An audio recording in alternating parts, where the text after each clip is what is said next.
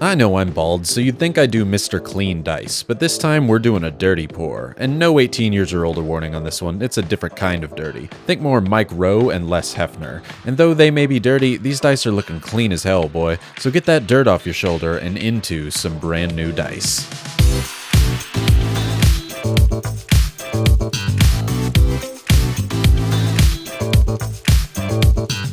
Today's video actually comes as a patron pick from my patrons over at Patreon. They get to pick a new video monthly, and they wanted to learn how to do the dirty pour technique. Now for these dice, we need to use cap or squish style molds. I made a few sets off camera that we're going to use today. However, I've shown how to make cap and squish style molds before, and so I'll put a link to that in the description or up in the top right now that will take you through every step on how to make these. And I'll show you why it's important that we use these here in just a minute. I'm going to be using Envirotech's light resin today. It's a casting resin. You can use whatever casting resin you have that'll work for you. I just have a huge gallon of this stuff and it cures in 12 hours. So in this way, I'll be able to get 2 sets done in this video to be able to show you in the time frame that I have. So while wearing safety equipment, I go ahead and mix up a 1:1 by volume ratio of this stuff because that's what it says. Your resin may say by weight. Always double check that stuff. And then I go ahead and mix the resin for a solid 5 minutes until my arms hurt. As far as coloring for the resin, I'm going to be using a new product called Mad Micas, and we're going to use this mint julep color. I found out from somebody in the comments in my recent video that a lot of the other mica powders that I used come from child labor in India, and that's bad, so we're not going to use those anymore. In addition to the mica powder, we're going to need a lot of alcohol ink. Whoops, okay, let's try that again. We're going to need a lot of alcohol ink, and so I'm going to be using blue, gold, and white for this. I think that's a nice kind of earthy color, which is what I'm going for. Once your resin is thoroughly mixed, you can go ahead and put in the mica powder. You want to have mica powder instead of alcohol ink as its base coloring. You want something that is not translucent or transparent. We want something that is thick and solid so you can't see through it. It's nice and opaque. Other words that describe not being able to see through stuff. This green stuff looks absolutely fantastic and it's very, very shiny, which I always like. And we're going to go ahead and pour it into our molds. The reason we like cap molds is because it has this nice large opening on them for us to do the pouring. With my ultramarine blue, we put a few drops in of alcohol ink and let it sit there. Whatever color you put down for your first layer of alcohol ink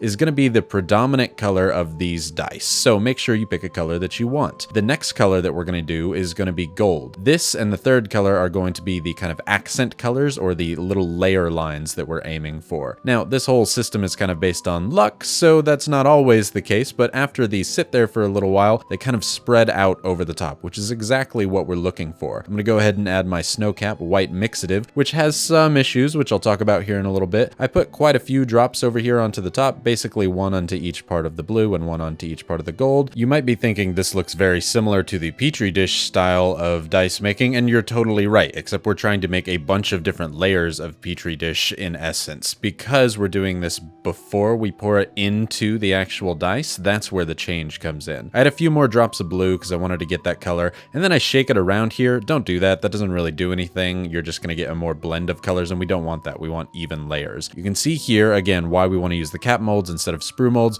We have this nice open area that we can pour our resin down into the mold, and trying to do that in the sprue mold, it's just not going to happen. The colors are going to blend. As we pour this, we want to be shaking it up and kind of swirling it all around the mold area. That way you get a bunch of different layers of colors that overlap on each other. After each pour, you also want to re-up your alcohol ink by putting a few more drops of the colors on top. I actually learned that part of this technique from Dicey Encounters. Drew, he's a master of this technique, and I have a lot to learn from him. If you don't do this, you're going to get a weird hodgepodge of colors that don't have any distinct layers between them. I'll show you what I mean after a bit, but for now, you can look at the pour here. This is a really great shot to understand what the dirty pour method is. It's all about the pour. You can see that there are parts where really dark blue is pouring out. There's parts where gold is pouring out. There's parts where white is pouring out, and it's creating these swirls within the mold. That's what we're trying to do here. We're not trying to have one even pour. The problem with this is that it's all random, and you'll basically never be able to get the same dye twice. That might not be a problem. It's also kind of a good thing. You can see here with the white color or the mixative that I'm using, it kind of clumps up together and doesn't really spread out or mix with the mica like the other colors do. I'm not really sure what that is. It's probably a property of being a mixative instead of straight alcohol ink. It has a kind of cool effect, but it wasn't the layered color that I was going for. I'll show you the results of that here at the end of the dye. Now I pour extra alcohol ink over to the lids on each of these cap molds to make sure that there's not going to be any gaps or giant holes in my die whenever they're done in the pressure pot, and then I cap the lids onto the cap molds. This helps prevent a lot of bubbles, and it's just worth doing. I always set my cap molds on freezer or wax paper because there's gonna be resin runoff, and since I always make extra resin, I have dump molds ready to go, and so this extra resin will be turned into a dice box shortly. After I put all of my molds into my pressure pot insert, it's time to insert it into my pressure pot. So for the entirety of the cure time, 12 hours, this is going in at 40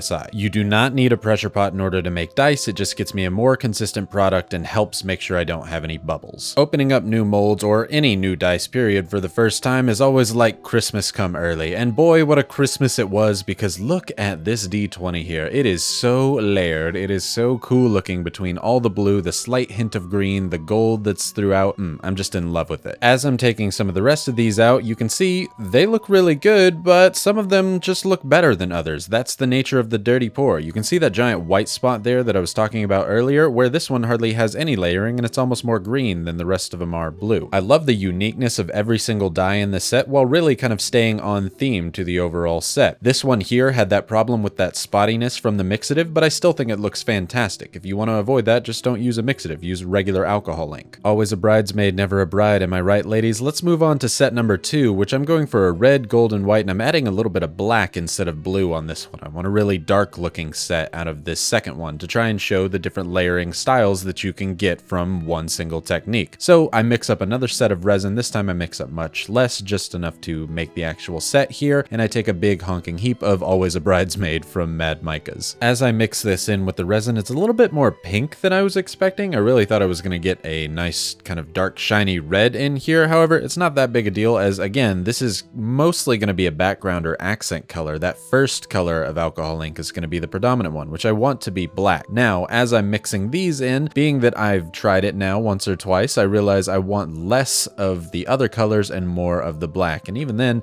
I don't actually get that in the final results. The vast majority of these dice end up looking like a bronzish gold, and that again could be a combination of how the gold and the black interact with each other. And you can see here on the first die that I poured out, actually the red is the predominant color. I don't know how to predict this thing at all, and you just gotta kind of be happy with what you're given, and I was, because I still think it looks fantastic in the end with this set here. The combination of these 4 colors with black, gold, red, and white, I was really looking for almost a dwarvish look, and I think I kind of got that. And I also got really, really large white spots on the D12. You can see this big clump of white going down into there, which I think is really cool. But again, if you don't want that, don't use a mixative, because that seems to be the big causer of those problems. I finished pouring the resin into the rest of the molds, and if there are any bubbles coming up to the surface before you put the lids on, it's always a good idea to take a lighter and do a quick pass over the top, and it will pop a lot of the surface bubbles that come to the very top of the resin, which can again help prevent any gaps and voids happening in your dice. There's nothing worse than putting a ton of effort into the liquid part of the resin only for them to come out of the pressure pot, again 12 hours at 40 psi, with a huge void in them. Dice that come from cap molds like this don't really have to be sanded. You can really just kind of cut off any excess that they have and they're good to go, but I wanted to give them nice clean looks because I'm a YouTuber and they have to look really clean. And look at this D12 with its nice white spots on it. I think it looks fantastic, as do both of the D20s here. You can see it's interesting where the blue mixed a lot with the green on this one and has a lot of gold and white lines. The darker set, it's really the gold that mixed with the red, creating this copperish tone, and the black is actually where the lines are. I don't know what happens, it just happens. I'm gonna ink the Earth Blue set with China Blue from Apple Barrel and the darker Dwarvish set with Retributor Armor Gold. Now, my inking process is super duper simple. If you've already seen it before, I don't like to spend a lot of time doing it, so I'm just gonna take some of the China Blue paint, go ahead and fill up the inside of the numbers, and wipe off any excess with my fingers.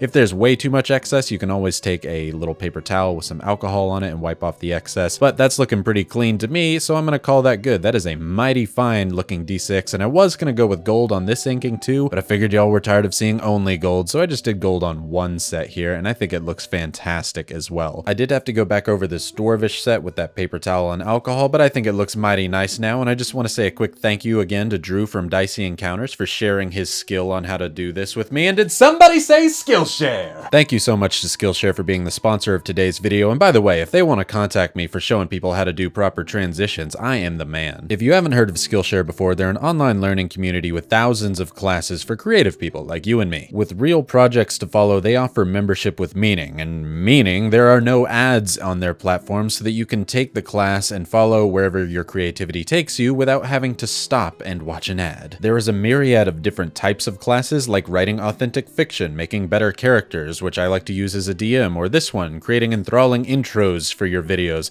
I don't know why I need to follow this one. I've pretty much got my pun intros down, but I'm happy to at least learn how other people like to do things. There are so many different classes, I guarantee you'll find something that you like, and they're always launching new premium classes. However, if you're into video editing at all, I highly recommend Jordy Vandeput's Advanced Video Editing with Adobe Premiere Pro. If you like my content, you'll love him. He's really goofy and explains things extremely well. An annual membership to Skillshare is less than $10 a month, but I'm going to help you and me at the same time, because the first 1,000 people to use the link in my description will get a free trial of Skillshare Premium membership. So go enjoy and explore your creativity and learn from some amazing makers. But enough of that. I know you all want to see those glamour shots, and I have got some glamour shots for you. These swirly layers that you can really only get from a dirty pour are absolutely fantastic. The randomness of it all, the uniqueness of every single die in the set just makes this something unlike any other technique for creating dice. And there are some other people who have absolutely mastered it and could probably get a similar die every single time. I'm not there yet, but I'm going to be constantly improving. I think that kind of earthish blue set I had may have my single favorite die, and it's D20, while this more dwarvish red set is a little bit more subtle. It's a little bit more subdued, and I honestly really kind of like that. However, it does contain my least favorite die with that D6. It looks like an old rotten watermelon, and it just didn't get any swirls in it, and I don't know why it didn't,